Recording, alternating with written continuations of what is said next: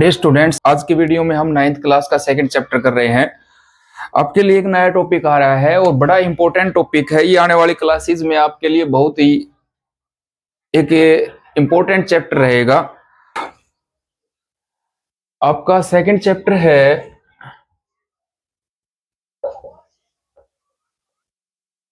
Polynomial.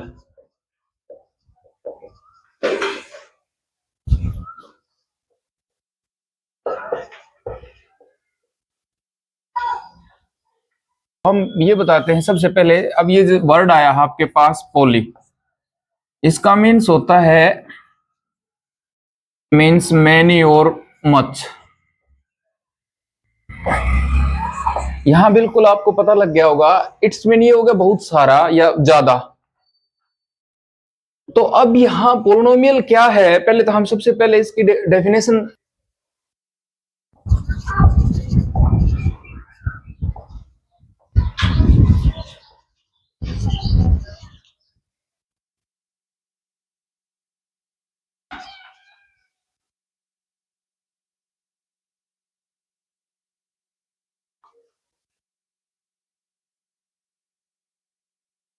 तो student यहां polynomial को हम किस प्रकार से डिफाइन करेंगे, ये देखो। पोलिनोमियल है, जो पोलिनोमियल है उसमें क्या है, ये जो वर्ड है polynomials means N algebraic expression consisting of many terms involving only positive integral power of the variable. अब आपके पास एक वेरिएबल होता है, कोई भी एक्सप्रेशन होता है अलजेब्रिक में, उसमें एक्स भी हो सकता है, वाई भी हो सकता है, जेड भी हो सकता है। जो भी हमने वेरिएबल लिया है उसकी जो पावर होगी ना, वो ओनली पॉजिटिव इंटीग्रल होंगे, ओनली पॉजिटिव इंटीग्रल होंगे, तो ही वो आपके पास एक पोलिनोमियल बनेगा।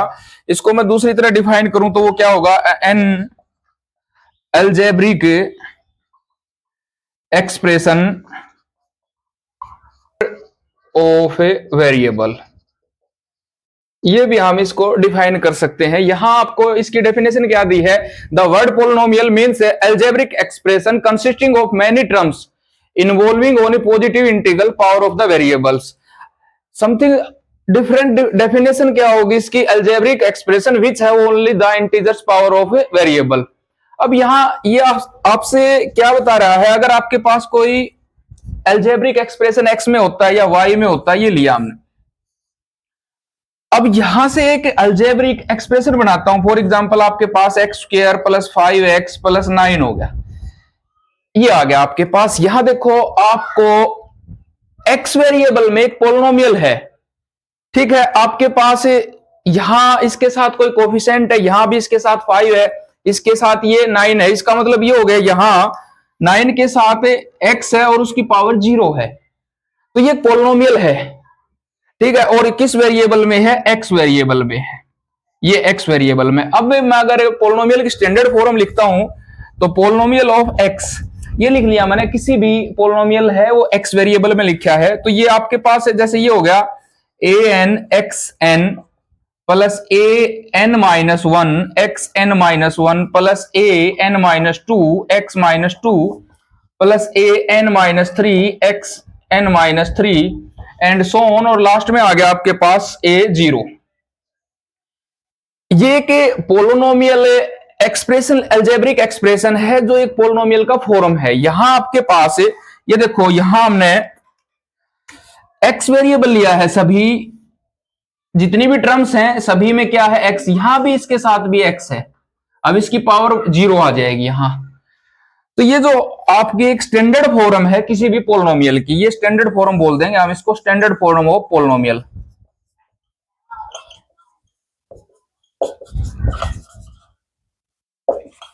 ये हो जाएगा यहां। तो इसको मैं दोबारा रिपीट कर देता हूं, आपके पास कोई भी एक अलजेब्रिक एक्सप्रेशन है, उसमें जो वेरिएबल होता है उसकी पावर एक इंटीजर्स होनी चाहिए और वो पॉजिटिव होना चाहिए, यानी कि नेचुरल नंबर के रूप में होनी चाहिए या होल नंबर के रूप में बोल सकते हैं हम, ठीक है। अब यहां आपके पास ए एन है, ए एन माइनस वन है, ए एन माइनस टू है, ए एन माइनस थ्री है और ए 0 है। ये सभी क्या है, आर कोफिशिएंट ऑफ पोलिनोमियल।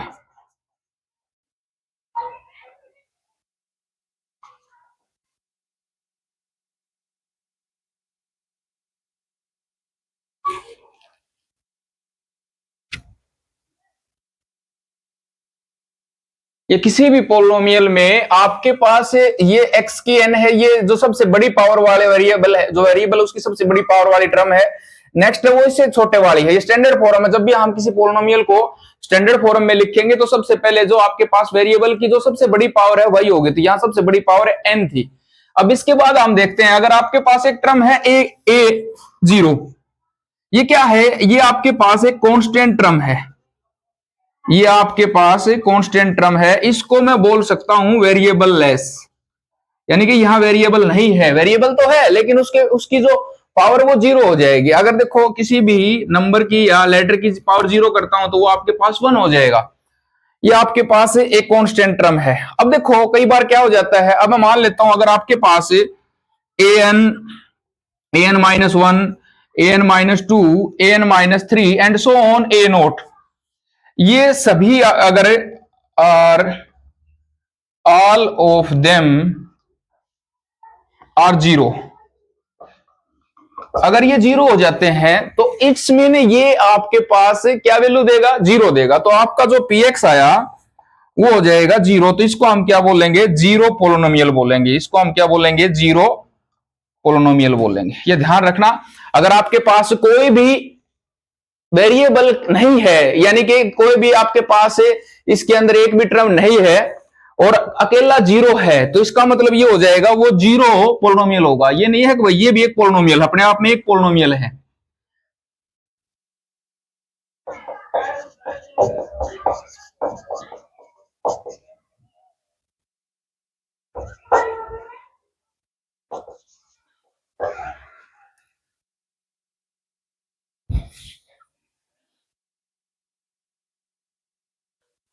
एक एक्सप्रेशन लिया है मैंने, इसके अंदर 6 टर्म है, ये y वेरिएबल में लिया है। अब देखो ये पोलिनोमियल है, ठीक है, because y have only positive integral as a power.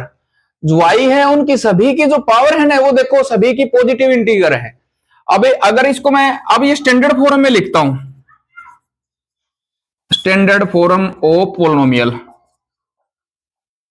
इस पोलिनोमियल की स्टैंडर्ड फॉर्म लिखता हूं मैं, तो क्या हो जाएगा, आपके पास जो वेरिएबल है, यहां वेरिएबल है y, जो सबसे बड़ी पावर वाली टर्म है वो आपके पास है -5y4, फिर आगे +8y3, फिर उसके बाद आगे आपके पास इन दोनों को मैं ऐड कर सकता हूं, सेम पावर वाली है ये बिल्कुल। तो यहां 8y² + y + 3, ये इसकी स्टैंडर्ड फॉर्म हो जाएगी। अब यहां आपको अगर पूछा जाए ये इसमें अब डिग्री कितनी है, degree of polynomial, degree of A polynomial, यहां पोलिनोमियल में डिग्री क्या होती है, जो आपके पास वेरिएबल है सबसे ज्यादा पावर वाली, ये जो है वेरिएबल है y, यहां इसकी सबसे ज्यादा पावर कितनी है, 4 है, ठीक है ना। तो इसका मतलब यहां इसकी डिग्री कितनी हो जाएगी, 4 हो जाएगी।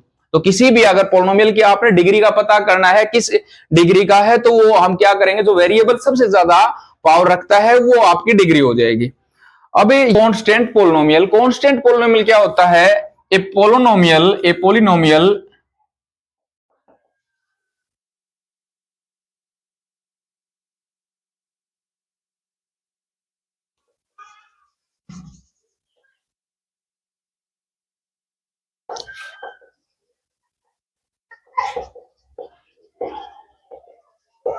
ये देखो मैंने कांस्टेंट पोलिनोमियल लिया है, polynomial has degree is called, है डिग्री जीरो, यानी कि उसके अंदर जीरो डिग्री है, तो इसका मतलब वो कांस्टेंट पोलिनोमियल हो जाएगा। फॉर एग्जांपल आपके पास 3 है, 2 है, -1 है, ये भी है आपके पास, इनके साथ वेरिएबल तो है, जैसे x वेरिएबल ले लिया तो यहां इसके साथ इसकी जीरो डिग्री हो जाएगी, तो इसका मतलब हो गया 1, और ये हम इसको क्या लिख सकते हैं, 3, तो ये आपके पास कांस्टेंट पोलिनोमियल हो जाएगी। अगला लिखता हूं मैं जीरो पोलिनोमियल, जीरो पोलिनोमियल। अब यहां क्या आएगा, ए पोलिनोमियल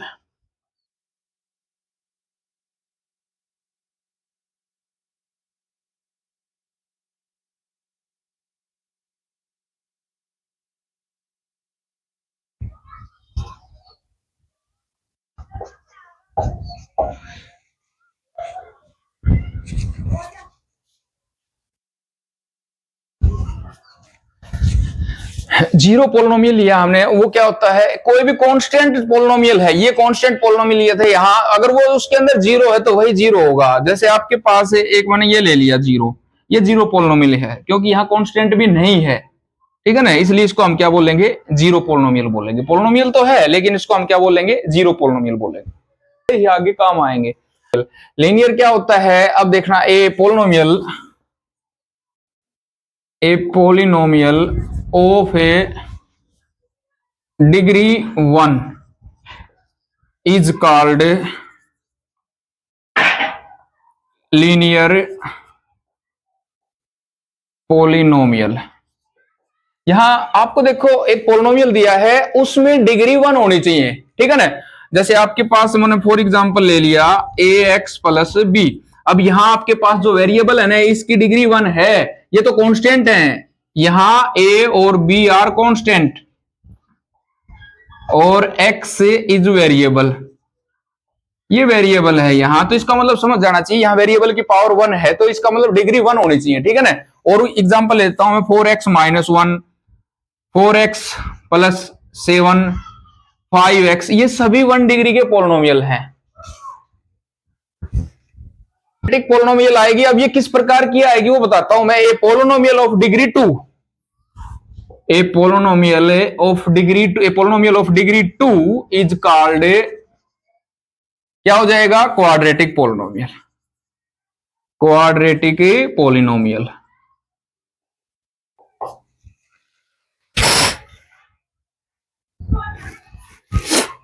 अब यहां इसके एग्जांपल लेता हूं मैं, a x square plus b x plus c, ये इसका एग्जांपल है। यहां पर आपके पास एक्स वेरिएबल है, एबीसी कांस्टेंट है। अभी जैसे उसमें बताया था मैंने, यहां आपके पास एक्स वेरिएबल और एबीसी कांस्टेंट है। अब जो एक्स वेरिएबल है ना, उसकी मैक्सिमम पावर 2 है। अगर 2 पावर वाली कोई भी पोलिनोमियल है तो इसका मतलब क्या होगी, क्वाड्रेटिक होगी। अब देखो, जैसे इससे पहले मैंने बताया था आपको लीनियर पोलिनोमियल, पोलिनोमियल बताया था, उसका ग्राफ एक लाइन की तरह होगा। और अब जैसे क्वाड्रेटिक है ना, तो क्वाड्रेटिक का ये भी हो सकता है, ये भी हो सकता है, एक सर्कल भी हो सकता है और एक एलिप्स भी हो सकता है। इस प्रकार से इसका ग्राफ मिलेगा आपको, ठीक है। ये ध्यान रखना आपको, इसका मतलब ये हो गया, ये किसी भी एक्सिस को दो जगह काटेगी, एक्स एक्सिस को और वाई एक्सिस को भी। तो ये आपका जैसे इस प्रकार का पैराबोला बने, या ये पैराबोला बने आपके पास, ये सर्कल भी बन सकता है और ये एलिप्स भी बन सकता है, हाइपरबोला भी बन सकता है। तो इस प्रकार की जो भी आपके पास कर्व होंगी वो एक क्वाड्रेटिक पोलिनोमियल्स को रिप्रेजेंट करती हैं। अब इसके बाद आपका जो इसका नेक्स्ट पार्ट है वो है क्यूबिक पोलिनोमियल, क्यूबिक पोलिनोमियल। अब क्यूबिक पोलिनोमियल में क्या बताया है आपको, ये क्या है, ए पोलिनोमियल विच ऑफ डिग्री 3। ये ध्यान रखना, जैसे लीनियर में 1 था, यहां 2 आ गया, अब यहां कितना आ गया, 3 आ गया, तो वो क्या होगा, आपके पास क्यूबिक पोलिनोमियल होगा। वो क्या होगा, आपके पास क्यूबिक होगा, ठीक है। अब जो क्यूबिक है ना, उसमें एक्स की जो भी आपके पास, जैसे मैं ये पोलिनोमियल ले लिया, वाई में ले लेता हूं आपकी बात, ये हो गया आपका 5y की 3 प्लस 7y स्क्वायर प्लस 7, ये ले लिया मैंने, ठीक है ना। अब बहुत सारे स्टूडेंट ये सोचेंगे यहाँ y क्यों नहीं है, तो ये y इस कोई जरूरी नहीं है, क्योंकि आपके पास ये टर्म y में है, ये जो एक्सप्रेशन है y में है, और यहां आपके पास y की मैक्सिमम पावर है, डिग्री है वो 3 है, तो क्यूबिक हो जाएगी। बेशक अगर आपके पास अगर खाली ये टर्म भी होती, ये भी आपकी क्यूबिक पोलिनोमियल है। तो क्यूबिक पोलिनोमियल वो होगी जो आपकी क्या होगी, जिसमें वेरिएबल की पावर कितनी हो, 3 हो।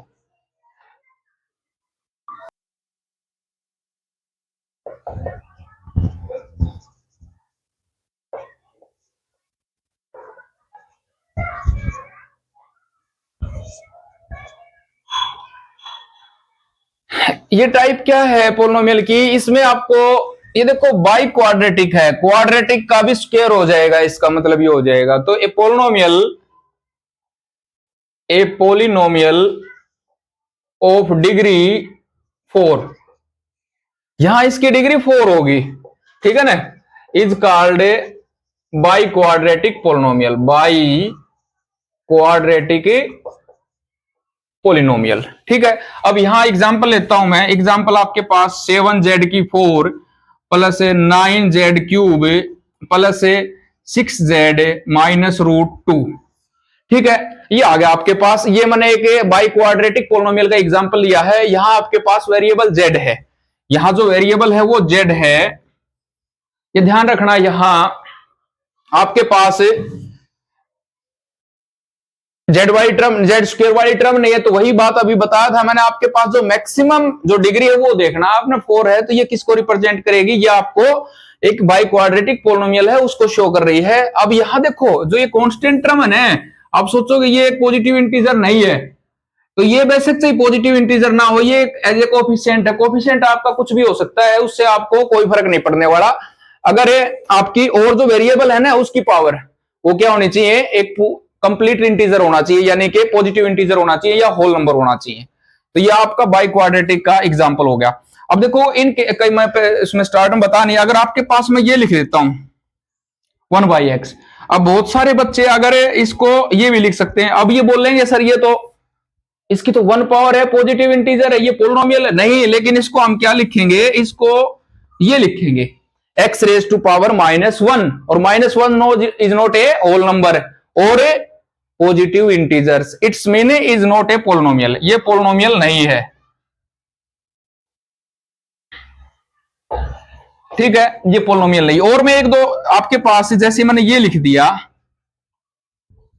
ये भी पोलिनोमियल नहीं है, क्योंकि यहां देखो ये तो वैसे 3 हो, यहां इससे कोई फर्क नहीं पड़ने वाला। आपके पास एक टर्म ऐसी है जिसकी पावर 1/2 है, वेरिएबल है, वो क्या होना चाहिए? उसकी पावर कितनी होनी चाहिए? एक पॉजिटिव इंटीजर होना चाहिए, तभी वो एक पोलिनोमियल बनेगी। ठीक है, ये ध्यान रखना। अब और जो कांस्टेंट टर्म है वो कैसी हो सकती है? क्योंकि उसके साथ तो वेरिएबल है नहीं, वो किस प्रकार की होगी? कांस्टेंट पोलिनोमियल हो गया। वाली 0 डिग्री वाला, 2 डिग्री वाला, 3 डिग्री वाला, 4 डिग्री वाला पढ़ लिया। अब एक क्वेश्चन बनता है 5 डिग्री वाला आ सकता है, 6 भी आ सकता है, 7 भी, इस प्रकार के। तो उनका कोई स्पेशल नाम नहीं है यहाँ, तो उन्हीं को, उन सबको हम क्या बोलेंगे? पोलिनोमियल ही बोल देंगे। एक कॉमन वर्ड यूज कर लेंगे, अब वो पोलिनोमियल है। लेकिन जब आपको पूछा जाए 4 डिग्री वाला है तो वो क्या होगा? बाई क्वाड्रेटिक होगा। अगर 2 डिग्री वाला है तो वो आपके पास क्या होगा? क्वाड्रेटिक होगा। तो अगर इससे 4 से ज्यादा कोई भी डिग्री वाली कोई भी पोलिनोमियल आती है तो उसको हम क्या बोलेंगे? पोलिनोमियल टर्म्स ये बोलेंगे। ठीक है, अब इसके कुछ टर्म्स हैं, जैसे आपके पास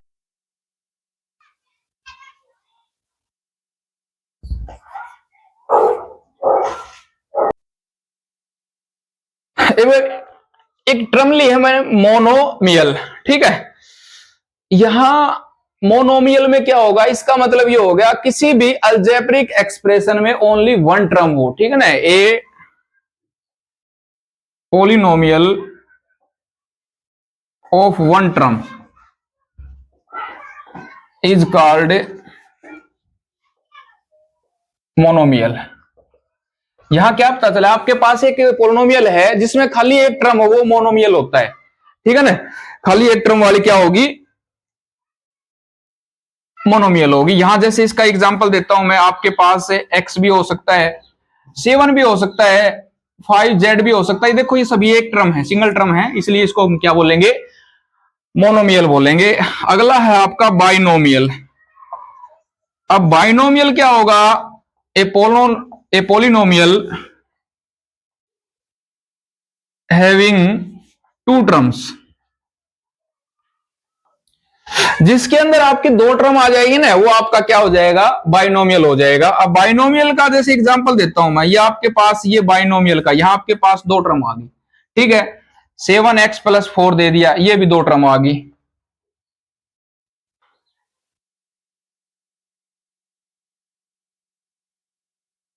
ये आपके पास सभी क्या है? एक बाइनोमियल पोलिनोमियल के एग्जांपल हैं। अब इसके बाद एक और आ गया आपके पास ट्राइनोमियल।